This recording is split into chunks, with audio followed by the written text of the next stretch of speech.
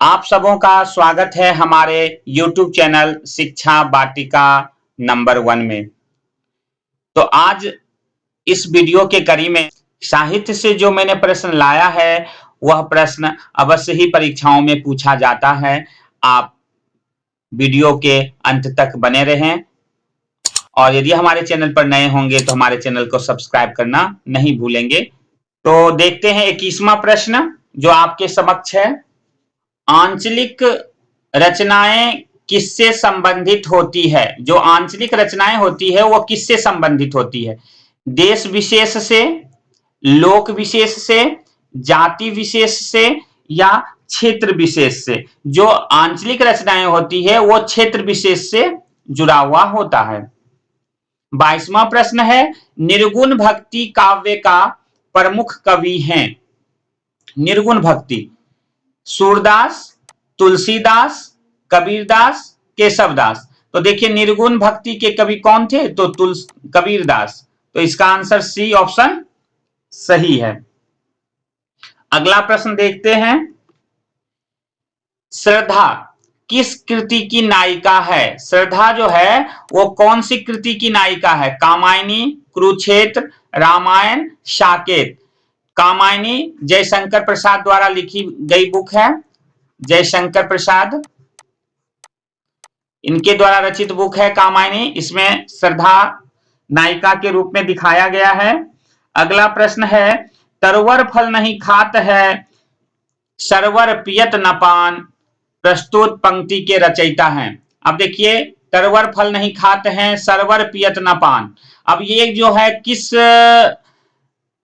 कविता की पंक्ति है? इसके रचयिता कौन है? 24वां प्रश्न देखते हैं कि तरवर फल नहीं खात है, सरवर पियहि न पान, प्रस्तुत पंक्ति के रचयिता हैं। तो इसके कौन है रचयिता? तो ये रहीम दास का दोहा है। तो 24वां प्रश्न का उत्तर होगा ए।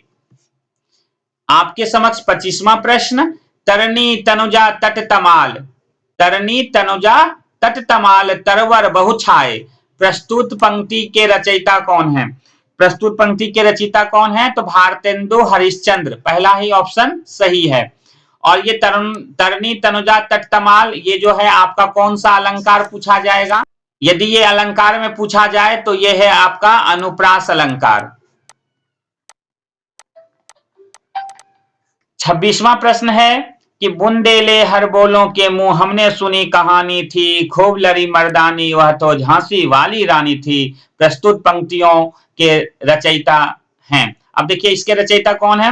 सत्यनारायण पांडे, मैथिली शरण गुप्त, सुभद्रा कुमारी चौहान, महादेव वर्मा। सुभद्रा कुमारी चौहान का बहुत ही सुंदर ये पोयम आपने देखा होगा, झांसी की रानी, जो कि सीबीएसई बोर्ड में क्लास 6 में है और बिहार बोर्ड में ये 8वीं की पुस्तक में ये कविता है। ये अवश्य ही पूछे जाते हैं, आप इसे याद रखेंगे। 27वां प्रश्न देखेंगे कि मुझे तोड़ लेना वनमाली, उस पथ में देना तुम फेंक, मातृभूमि पर शीश चढ़ाने, जिस पथ जावे वीर अनेक। प्रस्तुत पंक्तियों के रचयिता के बारे में पूछा है। सत्यनारायण पांडे, बालकृष्ण शर्मा नवीन, सोहनलाल द्विवेदी, माखनलाल चतुर्वेदी। तो इसका आंसर होगा कौन? माखनलाल चतुर्वेदी। अगला प्रश्न, दरवाजे से चंडालगढ़ी की तरफ नजर दौड़ने पर एक अद्भुत दृश्य दिखाई देता था, इस पंक्ति के रचनाकार हैं। ध्यान देंगे, बहुत ही महत्वपूर्ण प्रश्न है 28वां, कि दरवाजे से चंडालगढ़ी की तरफ नजर दौड़ाने पर एक अद्भुत दृश्य दिखाई देता था, इस पंक्ति के रचनाकार हैं। तो राहुल सांकृत्यायन इसका सही जवाब होगा। 29वां प्रश्न, भूषण की कविता का प्रधान स्वर है। भूषण की जो कविता होती है उसका प्रधान स्वर क्या है? व्यंग्यात्मक है, श्रृंगारिक है, प्रशस्तिपरक है या कारुणिक है? तो इनका जो भी आप कविता देखेंगे वो अधिकांश जो है प्रशस्तिपरक कविता रहती है, यानी ऑप्शन बी जो है ये सही है। अपभ्रंश में कृष्ण काव्य के प्रणेता हैं। देखिए 30वां प्रश्न, अपभ्रंश में कृष्ण काव्य के प्रणेता हैं कौन है? शालिभद्र सूरी, हरिभद्र सूरी, पुष्पदंत, स्वयंभू। तो इसका आंसर जो है वो होगा पुष्पदंत। ए ऑप्शन सही है। 31वां प्रश्न, प्रथम सूफी प्रेमाख्यानक काव्य के रचयिता हैं। अब देखिए 31वां प्रश्न का उत्तर कि नूर मोहम्मद, जायसी, मुल्ला दाऊद या कुतुबन। तो इसका आंसर आपका हो जाएगा कुतुबन, यानी डी ऑप्शन सही उत्तर होगा।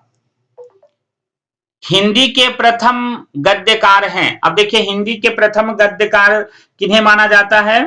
तो हिंदी का प्रथम गद्यकार लल्लू लाल को माना जाता है।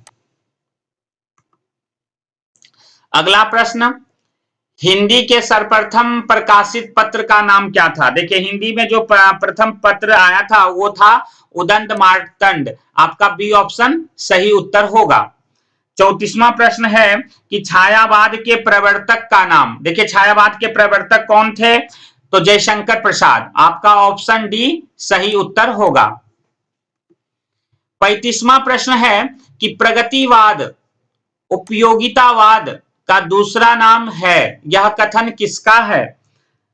तो यह कथन जो है नंद दुलारे वाजपेयी का है, यानी ऑप्शन सी सही उत्तर होगा।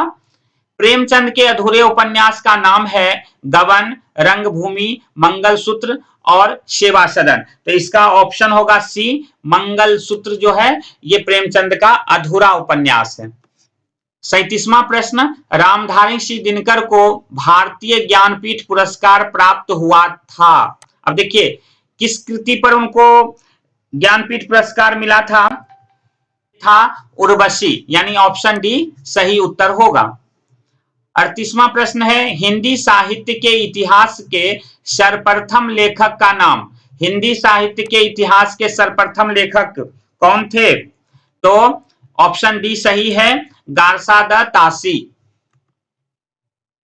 39वां प्रश्न है कि पद्मावत किसकी रचना है। देखिए ये प्रश्न बहुत ही इंपॉर्टेंट है, बार बार पूछा जाता है परीक्षा में। पद्मावत किसकी रचना है? तो पद्मावत जायसी की रचना है।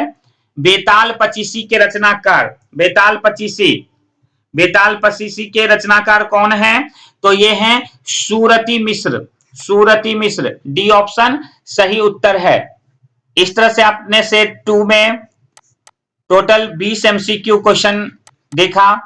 आपको यदि वीडियो अच्छी लगी हो तो लाइक सब्सक्राइब करना नहीं भूलेंगे। तो मिलते हैं नेक्स्ट वीडियो में, तब तक के लिए आपको धन्यवाद।